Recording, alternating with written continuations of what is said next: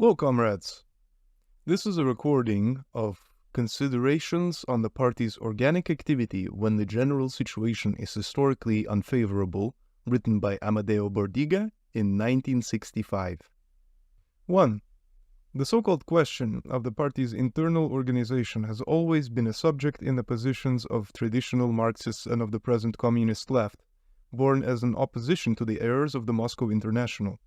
Naturally, such a topic is not to be isolated in a watertight compartment, but is instead inseparable from the general framework of our positions. 2. What is part of the doctrine of the party's general theory can be found in the classical texts. It is also exhaustively summarized in more recent works, in Italian texts such as the Rome and Lyons thesis, and in many others, with which the left made known its prediction of the Third International's ruin. The phenomenon the latter demonstrated were no smaller in seriousness than those related to the Second International. Such literature is still partly being used now in the study on organization, meant in its narrow sense as party organization and not in the broad sense of proletarian organization in its varying historical and social forms. And we are not trying to summarize it here, referring the reader to the above-mentioned texts and to the vast work in the progress of the Storia della Sinistra, of which the second volume is being prepared. 3. Anything concerning the party's ideology and nature, being common to us all and beyond dispute, is left to pure theory, and the same goes for the relations between the party and its own proletarian class. That can be condensed to the obvious inference that only with the party and with party action the proletariat becomes a class for itself and for the revolution. 4. We are used to call questions of tactics, though we repeat that autonomous chapters or sections do not exist, those historically arising and going on in the relations between the proletariat and other classes, between the proletarian party and other proletarian organizations, and between the party and other bourgeois and non-proletarian parties. 5. The relation existing between the tactical solutions, such as not to be condemned by the doctrinal and theoretical principles, and the varied development of situations, objective and, in a sense, external to the party, is undoubtedly very changeable, but the left has asserted that the party must dominate and foresee such relations, as is developed in the Rome thesis on tactics, meant as a project of a thesis for international tactics. There are, synthesizing to the extreme, periods of objective favorable conditions, together with unfavorable conditions of the party as subject. There may be the opposite case, and there have been rare but suggestive examples of well-prepared party and of a social situation with the masses thrown towards revolution, and towards the party which foresaw and described it in advance, as Lenin vindicated for Russia's Bolsheviks. 6. By avoiding pedantic distinctions, we may wonder in which objective situation is today's society. Certainly the answer is that it is the worst possible situation, and that a large part of the proletariat is controlled by parties, hired by the bourgeoisie, that prevent the proletariat itself from any classist revolutionary movement, which is even worse than direct crushing by the bourgeoisie. It is not therefore possible to foresee how long it will take before, in this dead and shapeless situation, what we already termed as polarization or ionization of social molecules takes place, preceding the outburst of the great class antagonism. 7. What are, in this unfavorable period, the consequences for the party's internal organic dynamics?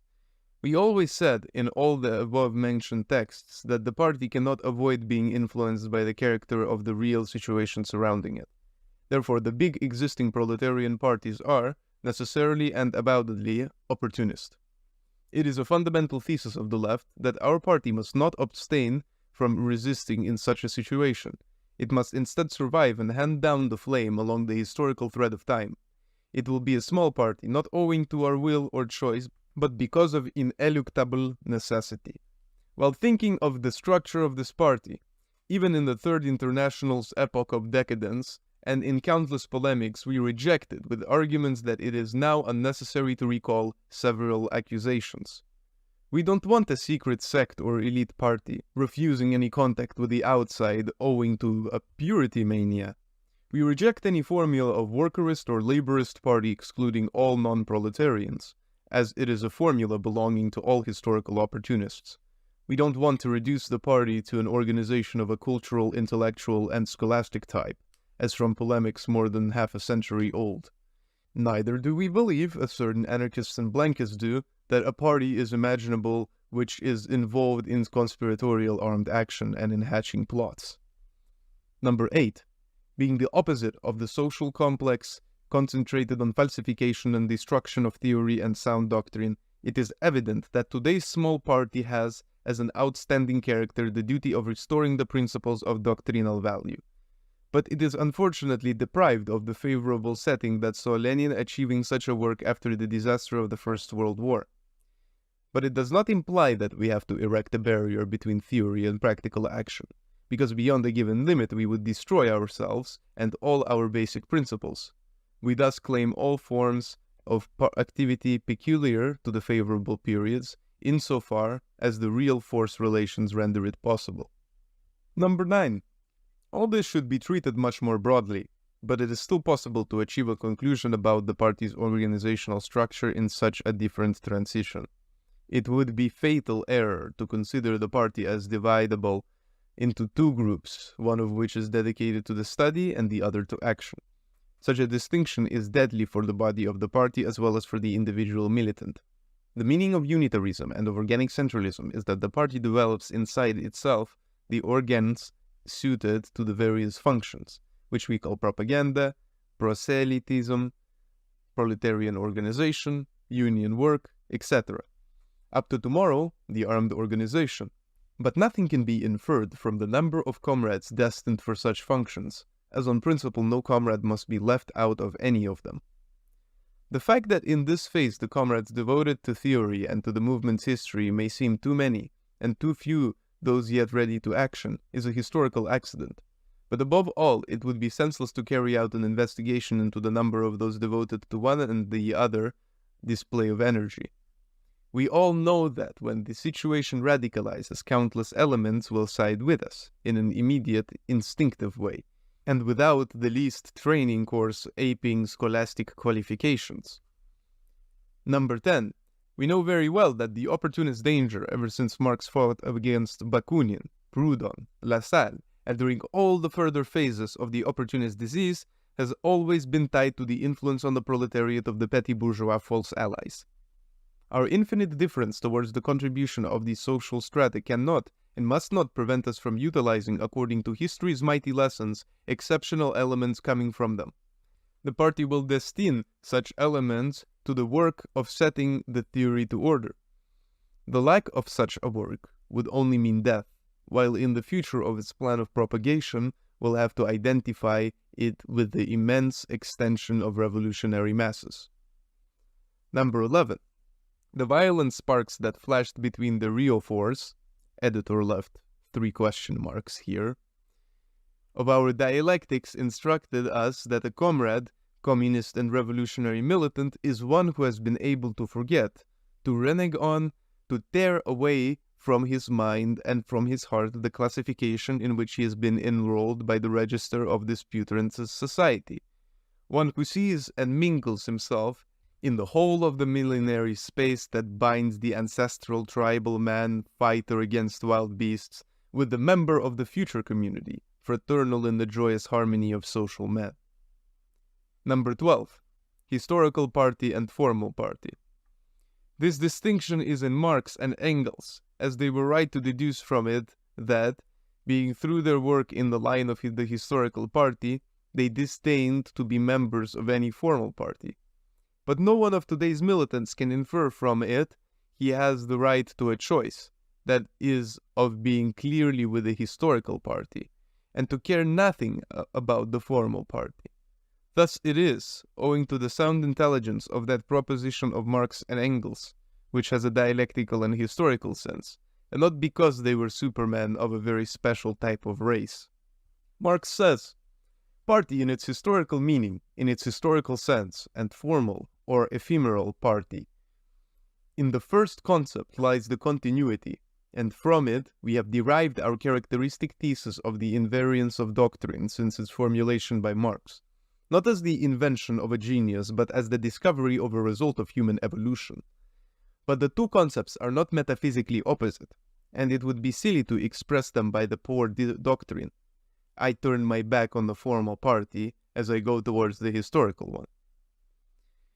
When from the invariant doctrine we draw the conclusion that the revolutionary victory of the working class can only be achieved with the class party and its dictatorship, when, on the basis of Marx's words, we maintain that without a revolutionary and communist party the proletariat may be a class for bourgeois science, but it is not for us and Marx himself, then the conclusion to be deduced is that, in order to achieve victory, it will be necessary to have a party worthy at the same time of both characteristics, those of the historical party and formal party, i.e., to have solved in the reality of action and history the apparent contradiction that dominated a long and difficult past between the historical party and, as far as the content historical invariant program is concerned, and contingent party, that is relating to the form, operating as a force and a physical praxis of a decisive part of the struggling proletariat.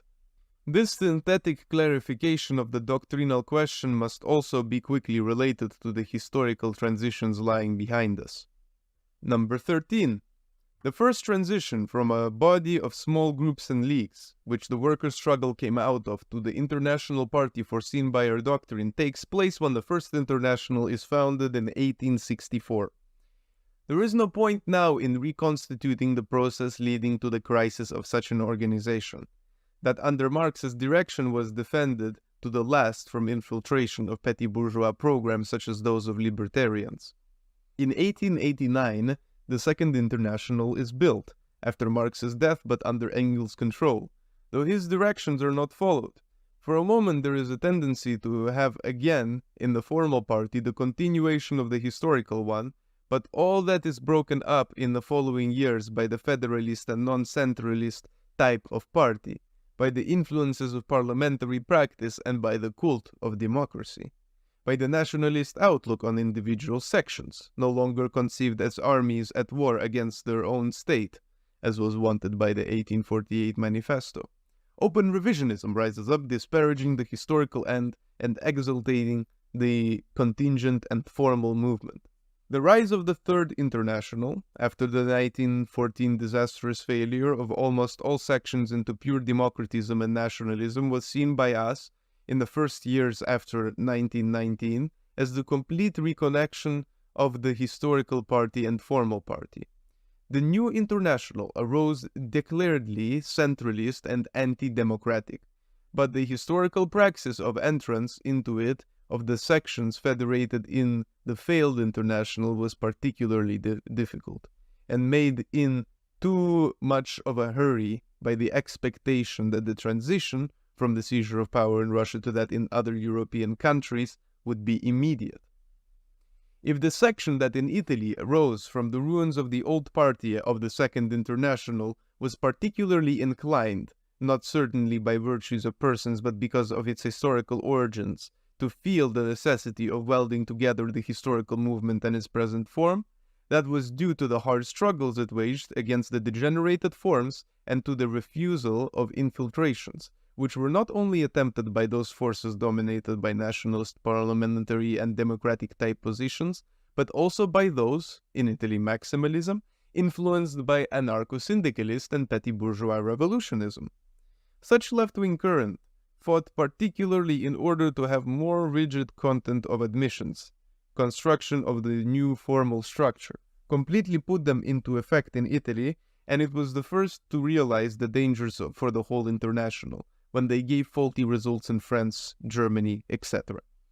The historical situation in which the proletarian state was only formed in one country, while in the others the conquest of power had not been achieved, made difficult the clear organic solution of leaving in the hands of the Russian section the helm of the world organization. The left was the first to realize that, whenever the behavior of the Russian state would start showing signs of deviations, both in internal economy and in international relations, a discrepancy would take place between the politics of the historical party, i.e. of all revolutionary communists of the world, and that of a formal party, defending the interests of the contingent Russian state. Number 14. Such an abyss has since then been fallen into the apparent sections, depending on the Russian leader party, are carrying out, in the ephemeral sense, a vulgar policy of collaboration with the bourgeoisie, no better than the traditional one of the corrupted parties of the Second International. The above enables and entitles the groups that come from the struggle of the Italian left against Moscow's degeneration to understand better than anyone else on which path the true, active, and therefore formal party can keep itself faithful to the characters of the revolutionary historical party, that potentially exists at least since 1847, which from a practical point of view proved itself in great historical events through the tragic series on the revolution's defeats. The transmission of this undeformed tradition to the efforts made to create, without historical pauses, a new international party organization cannot be organizationally based on the choice of men, though very qualified or well informed of their historical doctrine. Originally speaking, such transmission can only utilize in the most faithful way the line linking the action of the group through which the above-mentioned tradition revealed itself 40 years ago to the present line. The new movement cannot wait for Superman, nor have messiahs. It must be founded on the revival of what could be preserved for a long time. But preservation cannot be restricted to the teaching of theses and to the search for documents.